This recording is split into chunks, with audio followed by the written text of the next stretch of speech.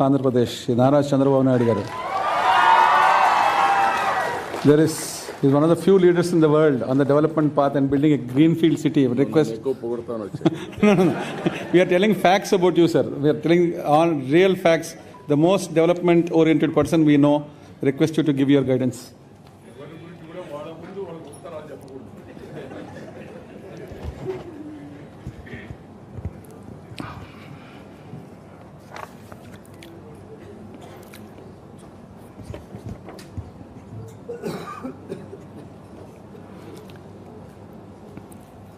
మన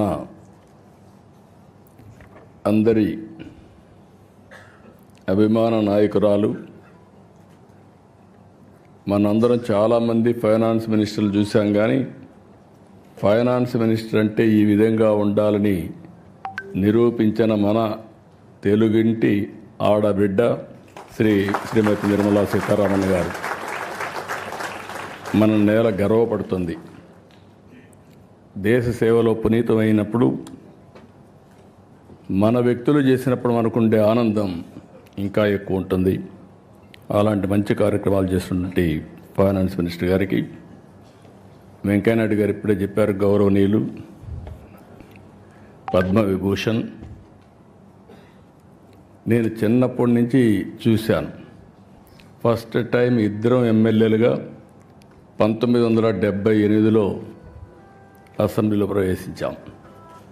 అప్పటికి ఇప్పటికీ ఏమాత్రం కూడా పవర్ తగ్గలేదు. అదే పంచుంది. ఇంకా అవసరమైతే పంచి పెంచుతున్నాడు తప్ప ఎక్కడ తగ్గే పరిస్థితులు లేరు. ఆ రోజుట్లో మేము అసెంబ్లీకి వస్తే, నేను ఆ తర్వాత 1980లో మంత్రి అయ్యాను. ఎవరైనా సరే అసెంబ్లీలో ముఖ్యమంత్రితో సహా మంత్రులతో సహా భయపడతారంటే అప్పుడు వెంకయ్యనాయుడు గారికి, జైపాల్ రెడ్డికి భయపడేవాళ్ళు. జైపాల్ రెడ్డి గారు ఇంగ్లీష్లో మాట్లాడేవారు, వెంకయ్యనాయుడు అచ్చ తెలుగులో అప్పటికి ఇప్పటికీ అదే పందాలో మాట్లాడుతున్నాడు. నిర్మోహమాటంగా తనకున్న అభిప్రాయాలు చెప్తూ ఉంటాడు. ఒక విధంగా చెప్పాలంటే అధికార పార్టీలో ఉండేవాళ్ళు కూడా వెంకయ్యనాయుడిని ఎప్పుడు అభినందించేవాళ్ళు. ఎందుకంటే చాలా బాగా మాట్లాడుతున్నాడు, మా గౌరవం పెరుగుతుందని. అలాంటి పవర్ఫుల్ స్పీచెస్ ఇచ్చారు. తర్వాత మనిషిలో కూడా కమిట్మెంట్ చూస్తే, ఆగస్ట్ క్రైసిస్ వచ్చినప్పుడు ప్రజాస్వామ్య పరిరక్షణ కోసం ముందుండి మళ్ళీ ఎన్టీ రామారావు గారిని ముఖ్యమంత్రి చేసే వరకు పోరాడిన వ్యక్తి వెంకయ్యనాయుడు గారు.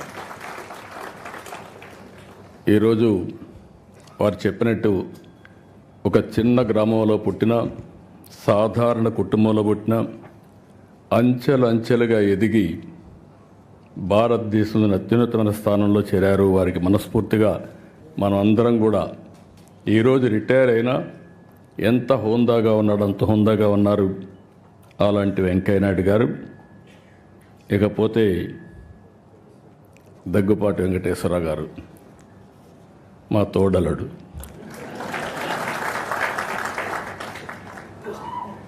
నాకంటే ముందు ఆయన అన్నీ చెప్పేశాడు,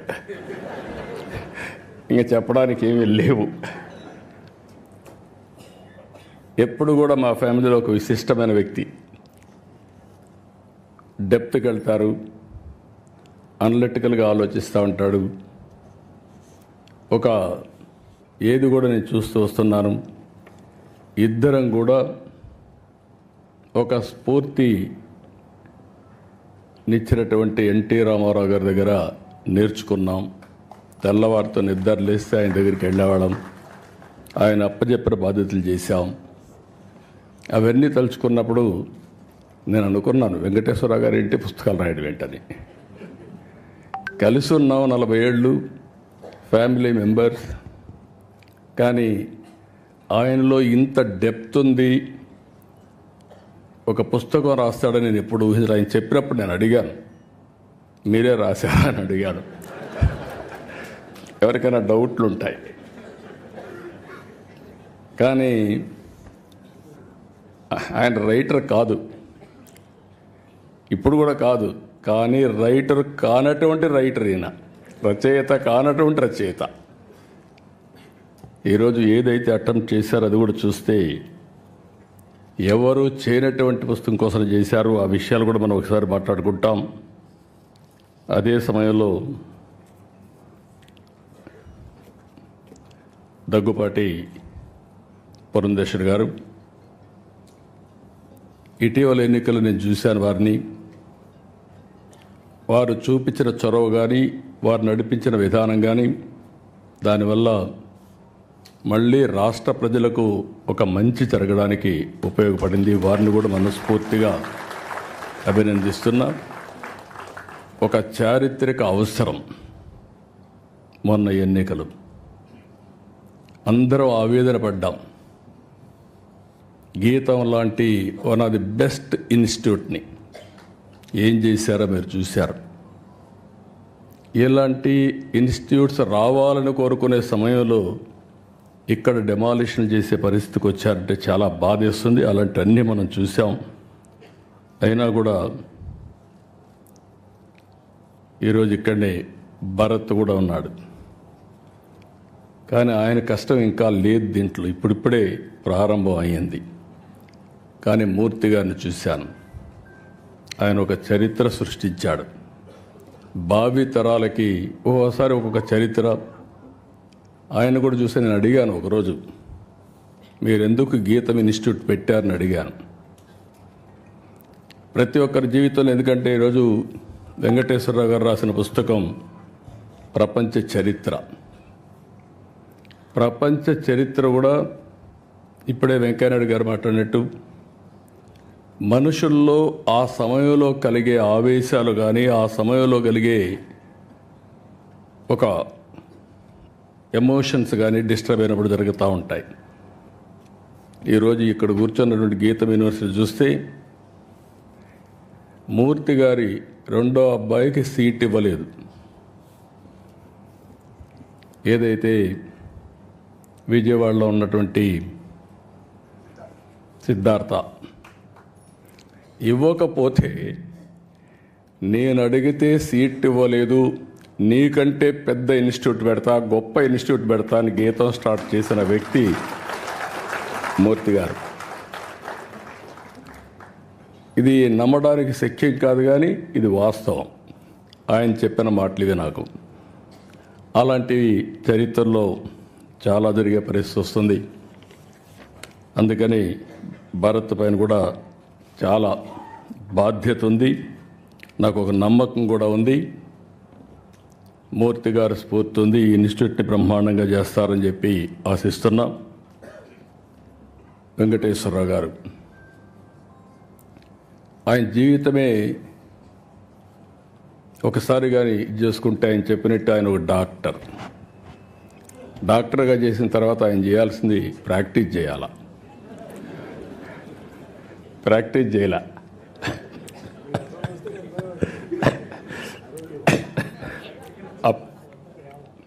మంత్రిగా ఉండి డాక్టర్గా ప్రాక్టీస్ చేశాడు, అది వేరే విషయం. ఆయనకు మెడికల్ అండ్ హెల్త్ మినిస్టర్ ఇస్తే ఈయన ప్రాక్టీస్ చేశాడు. కానీ డాక్టర్గా చదివినప్పుడు చేయలేదు, అది నేను చెప్పేది.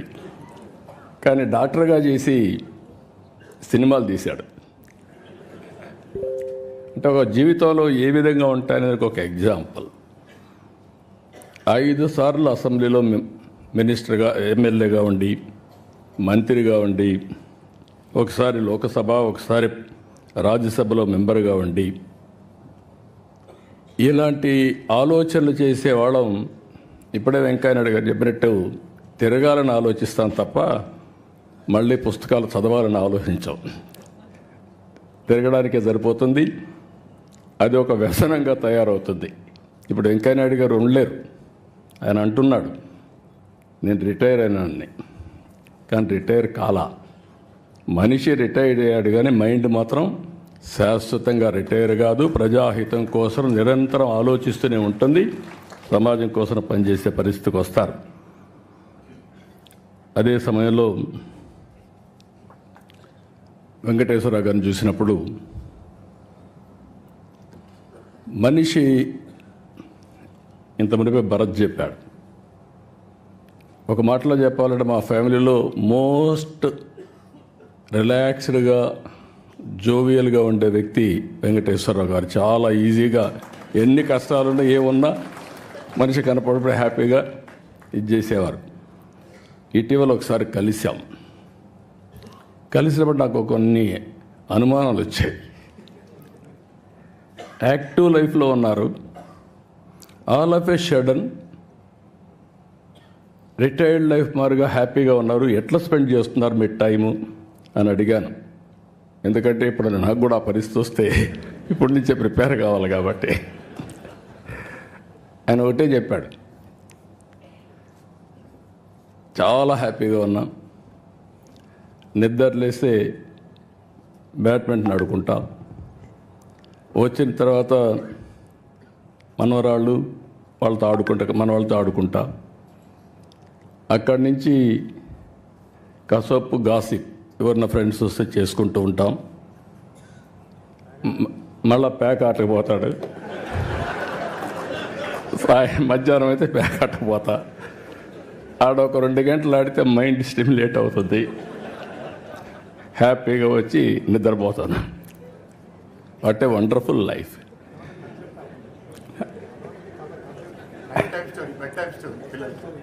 పిల్లలకి అది కూడా చెప్పాడు, నేను మర్చిపోయాను.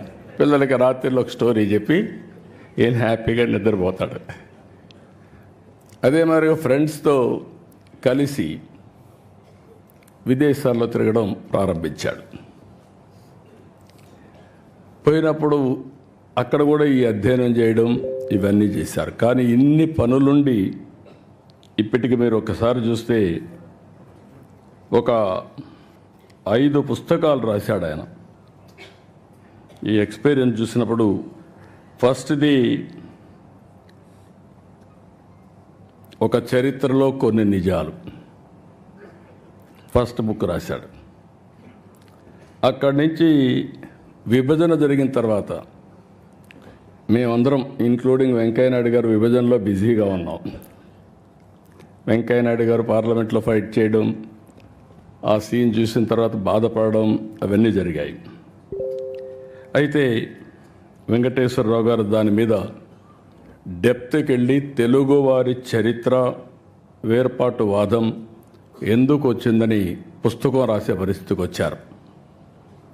3వ పుస్తకం అక్కడి నుంచి వదిలిపెట్టలేదు, ప్రపంచతత్వం నాయకత్వం. దీని మీద అధ్యయనం చేసి ఒక బుక్ ఒకటి రాసే పరిస్థితికి వచ్చాడు. ఇప్పుడు 4వది ఇంకొక పక్కన మీరు చూస్తే ప్రపంచ దేశాలు పాలనా వ్యవస్థలు అధ్యయనం చేసి దానిపైన ఒక పుస్తకం రాశాడు. ఇప్పుడు ప్రపంచ చరిత్ర ఆది నుంచి నేటి వరకు, ఇంకా ఆయన మాటల్లోనే చెప్పాడు కాబట్టి నేను ఎక్కువ చెప్పను, మొత్తం డీటెయిల్ అన్ని ఆ తర్వాత జరగబోయేట కూడా చెప్పాడు. మనం అందరం ఒక 4-5 సంవత్సరాలు కాపాడుకుంటే మన ఆరోగ్యాన్ని భవిష్యత్తులో 50 ఏళ్ళు అంటున్నాడు. కానీ ఒక్కసారి ఇన్నోవేషన్ వస్తే 50 ఏళ్ళతో ఆగదు. కొంతమంది మీరు లేనిపోయిన ఆలోచనలు ఇచ్చారు. శాశ్వతంగా ఎందుకు బతకూడదని. God only knows. కానీ చరిత్ర కూడా మనం ఒకసారి చూస్తే ఇవన్నీ ఒక ఎత్తు అయితే ఈరోజు అన్ని దేశాలు కూడా సఫర్ అయ్యే పరిస్థితి వస్తున్నాయి. జనాభా లేదు, ఏఐ ఉంది, లేకపోతే టెక్నాలజీ ఉంది, దాన్ని ఆపరేట్ చేసే మనుషులు కూడా లేని పరిస్థితి వస్తుంది. యూరోప్ కానీ చైనా కానీ అదే మరిగా మీరు చూస్తే చాలా దేశాల్లో, జపాన్ కానీ అన్ని దేశాల్లో ఏజింగ్ ప్రాబ్లం అనేది బిగ్గెస్ట్ ప్రాబ్లంగా తయారయ్యే పరిస్థితి వచ్చింది. మనం అందరం అదృష్టవంతులం. భారతదేశం వరకు ఈరోజు ఎగ్జామ్ చేసే వచ్చింది. ఏదైతే ఐఎమ్ వెరీ ప్రౌడ్, నేను ముందుకు కూడా చెప్పాను. ఒకసారి నిర్మలా సీతారామన్ గారు చూసినప్పుడు ఆవిడ యొక్క ప్రస్థానం. వెంకటేశ్వరరావు గారు చరిత్ర రాస్తున్నారు, పక్కనుండే నిర్మలా సీతారామన్ గారు చరిత్ర సృష్టించడానికి శ్రీకారం చుట్టారు.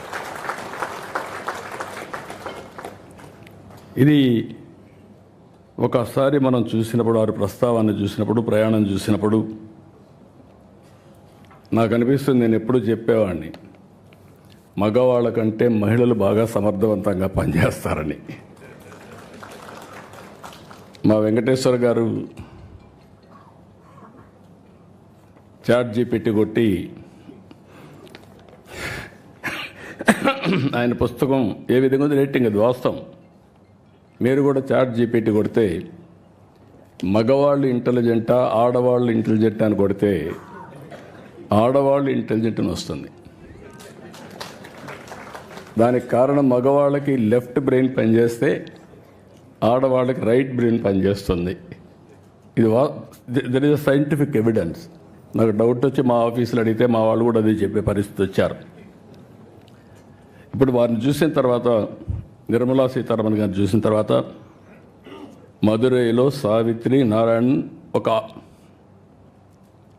మన మారిగానే ఒక సాధారణ కుటుంబం.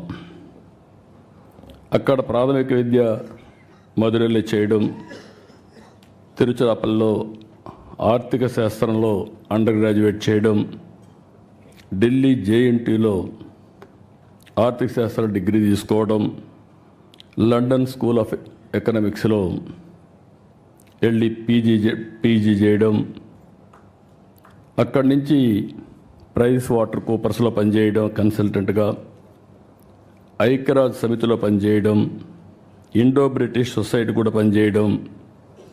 ఇదంతా కూడా వారు ఆర్థిక మంత్రిగా పనిచేయడానికి ఎంతో ఉపయోగపడింది. ఆ ఎక్స్పీరియన్స్ కానీ, ఆ ఎక్స్పోజర్ కానీ ఈ దేశ అభివృద్ధికి ఈరోజు ఉపయోగపడతా ఉంది. అదే సమయంలో 2008 నేషనల్ స్పోక్స్ పర్సన్గా బీజేపీ ఎంపిక చేయడం. అక్కడి నుంచి మనం చూస్తే మోడీ గారి యొక్క విశిష్టత, రైట్ పర్సన్ని సెలెక్ట్ చేయడంలో నిర్మలా సీతారామన్ గారిని 2014లో పికప్ చేశారు. నాకు కూడా చాలా సంతోషం. 2014లో మొదటిసారి వారి ప్రస్థానం రాజకీయంగా ఎంపీ అయింది. ఆంధ్రప్రదేశ్ నుంచి అయ్యారు రాజ్యసభలో. అక్కడి నుంచి ప్రారంభమైంది. ప్రారంభమైన తర్వాత ఫస్ట్ టైం అయితే కామర్స్ అండ్ ఇండస్ట్రీస్ మినిస్టర్గా పనిచేశారు.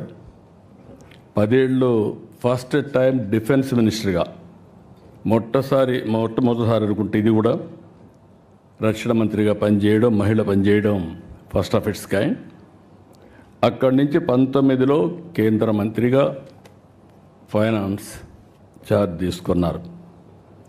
అంటే 145 కోట్ల మందిని సమర్థవంతంగా నడిపించడంలో, అందరి జీవితాల్లో వెలుగు రావడంలో నరేంద్ర మోడీ గారు ఏ ఆశయాలు అయితే పెట్టుకున్నారో ఆ ఆశయాల్ని అమలు చేసే దాంట్లో ఒక డిసిప్లిన్గా ముందుకు పోతున్నారు.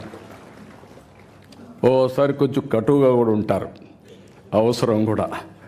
ఫైనాన్స్ ఇప్పుడు మామూలుగా గవర్నమెంట్లో చూస్తే అందరికంటే ఎవరు గట్టిగా ఉంటారంటే, నెగిటివ్గా కూడా ఉంటారంటే ఫైనాన్స్ డిపార్ట్మెంట్ ఉంటుంది. ఒకప్పుడు వారసత్వంగా వచ్చేది. స్టేట్ గవర్నమెంట్స్లో కూడా మోస్ట్ అన్పాపులర్ సెక్రటరీ ఎవరంటే finance secretary, most hatred person కూడా. కానీ ఈరోజు ప్రజలందరూ మెచ్చుకునే ఫైనాన్స్ మినిస్టర్గా నిర్మలా సీతారామన్ గారు ఈరోజు కార్యక్రమాలు చేపట్టారు. 8వ బడ్జెట్ ప్రవేశపెట్టారు. నరేంద్ర మోడీ గారి నాయకత్వంలో 10వ స్థానంలో ఉన్న ఆర్థిక వ్యవస్థ 5వ స్థానానికి వచ్చాం. I'm wishing her all the best, excellent work. ఇప్పుడు అతిపెద్ద ఆర్థిక వ్యవస్థ, 3వ ఆర్థిక వ్యవస్థగా మనం రాబోతున్నాం. దానికి మనం అందరం గర్వపడాలి. మీరందరూ కూడా గట్టిగా చప్పట్లు కొట్టి అభినందించాల్సిన అవసరం ఉంది, రికగ్నైజ్ చేయాల్సిన అవసరం కూడా ఉంది. ఇప్పుడే వెంకయ్య నాయుడు గారు చాలా స్పష్టంగా చెప్పారు చరిత్ర గురించి.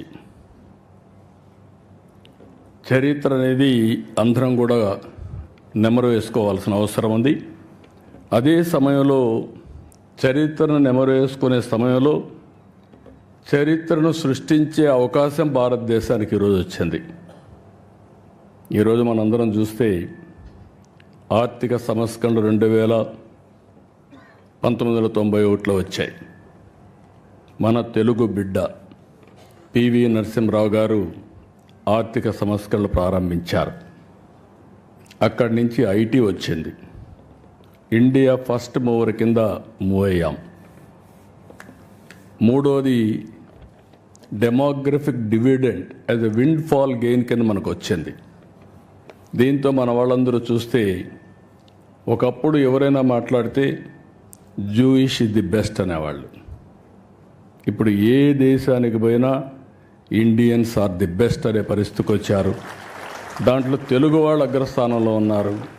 దానికి నేను గర్వపడుతున్నా. చరిత్ర సృష్టించే ఈ సమయంలో ఏమాత్రం కూడా అశ్రద్ధ లేకుండా అందరం కష్టపడితే నాకు ఏమాత్రం అనుమానం లేదు, వికసిత్ భారత్, స్వర్ణ ఆంధ్రప్రదేశ్. ఈరోజు కష్టాలు ఉన్నాయనే ఉద్దేశంతో నేను ఆత్మస్థైర్యాన్ని పోగొట్టుకోవడానికి సిద్ధంగా లేను.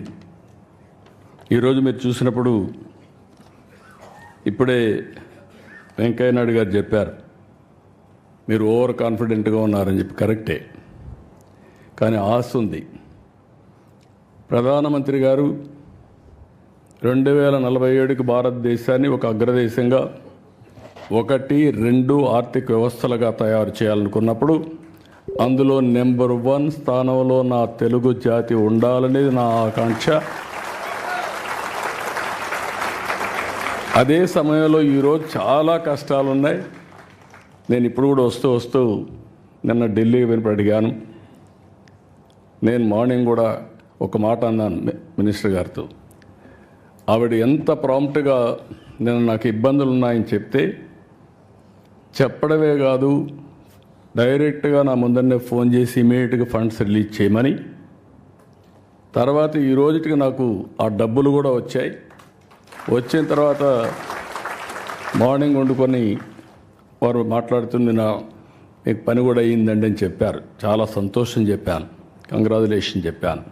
నేను ఒకటే చెప్పా, ఆంధ్రప్రదేశ్ వెంటిలేటర్ మీద ఉంది. మీ డాక్టర్గా మీరు ఇచ్చిన మెడిసిన్ వల్ల వెంటిలేటర్ నుంచి బయటకు వచ్చాం. ఇంకా కూడా ఆరోగ్యం బాగుపడలేదు. ఇంకా కొన్ని రోజులు మీ ట్రీట్మెంట్ అవసరం మేడం అని చెప్పి మార్నింగ్ కూడా రిక్వెస్ట్ చేశా. పేషెంట్ వెరీ స్ట్రాంగ్, కానీ శక్తి లేకపోతే ఎటైనా పోయే పరిస్థితి వస్తుంది. ఆ సరైన సమయంలో అటు ప్రధానమంత్రి గారు కానీ, కేంద్రంలో ఉండే మంత్రులు కానీ, ప్రత్యేకంగా ఫైనాన్స్ మినిస్టర్ గారు పూర్తిగా సహకరిస్తున్నారు. లేకపోతే ఏమాత్రం కూడా మనకు వెసులుబాటు లేని పరిస్థితి ఉండేది. అలాంటిది ఈరోజు మనస్ఫూర్తిగా మీ అందరి తరపున కూడా అభినందిస్తూ, కానీ ఆ శక్తి కూడా మనకు ఉండేది. మీరు చూస్తే 25 సంవత్సరాలు ఐటీ నేర్చుకొని ఈరోజు ప్రపంచమంతా వెళ్ళి ప్రపంచంలో అన్ని దేశాల కంటే మన వాళ్ళు ఎక్కువ తలసరి ఆదాయం సంపాదిస్తున్నారంటే అది తెలుగు వారికి ఉండే శక్తి, సామర్థ్యం, పట్టుదల అని చెప్పి కూడా నేను మీకు తెలియజేస్తున్నా. ఇలాంటివన్నీ చూసినప్పుడు మళ్ళీ ఒకసారి వెంకటేశ్వరరావు గారిని కొన్ని కోట్ల సంవత్సరాల మానవ పరిణామ క్రమాన్ని, ప్రపంచ చరిత్రను తెలుగులో అనువదించడం ఒక అద్భుతమైన ప్రయత్నం. నేను ఇంకా చదువుతాను, ఎప్పుడు టైం దొరికితే అప్పుడు చదువుతాను. చదివిన తర్వాత నేను కూడా మీరు అన్నట్టు నేర్చుకోవాలని ఇది ఉంది. కానీ ఈ పనుల వల్ల ఇది చేయడం లేదు. కానీ one of the best book. దాంట్లో నాటి ఆచారాలు, ఆహార వేట నుంచి వ్యవసాయ వరకు ఇందులో ఉంది. ఆయన మాట్లాడినప్పుడు చాలా డీటెయిల్స్ చెప్పాడు. కొన్ని నాకు కూడా అర్థం కాల, ఎందుకంటే నేను చదవలేదు కాబట్టి. అలాంటివి డెప్త్కు పోతే తప్ప, ఒక ఆరాటం ఉంటే తప్ప ఏదో సాధించాలి, ఏదో ప్రపంచానికి తెలియజేయాలి అనే తపనుంటే తప్ప ఇది సాధ్యం కాదు. అందులో ఖండాల విభజన కానీ, తెగల వలసలు కానీ, ప్రాంతాల మార్పులు, మానవ చరిత్రపై వాటి ప్రభావం, యుద్ధాలు, సామ్రాజ్యాల ఆవిర్భావం, మత విశ్వాసాలు, మత పెత్తనాలు, ఇవన్నీ కూడా ఏ విధంగా వచ్చాయన్నీ చెప్పారు. ఇంకొక పక్క బానిస వ్యవస్థ, సామాజిక సంస్కరణలు, నగర రాజ్యాల ఏర్పాటు, అభివృద్ధి, గ్రీక్ పర్షియన్ యుద్ధాలు, వాటి ప్రాముఖ్యత తెలుసుకునే అన్నీ కూడా కూలంకుషంగా ఒక మాటలో చెప్పాలంటే ఏది వదిలిపెట్టకుండా సైన్స్, టెక్నాలజీ, హిస్టరీ, పాలిటిక్స్, ఇజాలు అన్నీ కూడా ఏది జరిగిందో, ఏది పనిచేస్తుందో అవన్నీ కూడా చెప్పారు. ఇంకొక పక్కన భాష, కళలు, వాస్తు, శిల్పం, భూ సంస్కరణలు, సామాజిక న్యాయం, ఆధునిక చరిత్ర, భూస్వామ్య వ్యవస్థలు, తెగలు, జాతులు, భారతీయ రాజులు, కడాన ఇటీవల ఆంధ్రప్రదేశ్లో ఉండే ప్రజా పరిపాలన కూడా అధ్యయనం చేసే పరిస్థితికి వచ్చాడు. అదే దండయాత్రలు. ఇంకో పక్కన చూస్తే అచ్చు యంత్రం నుంచి ఇంటర్నెట్ వరకు సాంకేతిక విప్లవం, ఫ్యూచర్లో ఏం జరగబోతుందో మళ్ళా ప్రిడిక్ట్ చేసి అన్నీ కూడా ఇంత మునుపు వెంకయ్యనాయుడు గారు చెప్పినట్టు చరిత్రను వక్రీకరించకుండా జరిగిన చరిత్రను జరిగినట్టు చెప్పడం అనేది ఏ కొద్ది మంది చేస్తారు. అందులో డాక్టర్ వెంకటేశ్వరరావు గారు ఒక్కరని చెప్పి మీ అందరికీ తెలియజేస్తున్నా. ఇలాంటి మంచి బుక్ రాసిన వారిని అభినందిస్తూ, వీటి కోసం వారెంత తపన పడ్డారు, శ్రమ చేశారు, అన్ని చేసి ఇలాంటి వన్ ఆఫ్ ది బెస్ట్ బుక్ని మనందరికీ అందించారు. ఇది ప్రతి ఒక్క ఇంట్లో కూడా ఉండదగ్గ పుస్తకం, ప్రతి ఒక్క లైబ్రరీలో ఉండవలసిన పుస్తకం. ప్రతి ఒక్కరు కూడా చరిత్ర తెలుసుకోవాల్సిన అవసరం ఉంది. అలాంటి చరిత్ర తెలుసుకోవడానికి సులువైన మార్గం ఈ యొక్క బుక్ అని చెప్పి మరొకసారి తెలియజేసుకుంటూ, మేము మామూలుగా ఎప్పుడూ రాజకీయ మీటింగ్లు ఉంటాయి. ఈరోజు వండర్ఫుల్ మీటింగ్, ఒక ఆత్మీయ సమ్మేళనం నా లెక్క ప్రకారం. మా కుటుంబంలో ఒక మంచి రచయిత అధ్యయనం చేసి ప్రాక్టికల్గా ఏ విధంగా సమాజానికి అందించాలో అందించారు. వారిని మనస్ఫూర్తిగా అభినందిస్తూ, ఆయన ఒకసారి మాట్లాడుతూ తెల్లవారుజాము నిద్ర వచ్చేది కాదు, లేచి మళ్ళీ కాఫీ తాగేసి కూర్చొని రాసి తర్వాత పడుకునేవాడిని అని చెప్పారు. అంటే ఆ పట్టుదల ఉన్నప్పుడు మనిషిలో అలాంటి శక్తి వస్తుంది. ఓసారి నిద్ర రాని రాత్రులు గడుపుతూ ఉంటాం, కానీ అల్టిమేట్గా one of the best achievement. I wish him all the best. Excellent work. మీ అందరి తరపున మరొక్కసారి మనస్ఫూర్తిగా అభినందిస్తూ అందరికీ నమస్కారాలు. జై హింద్.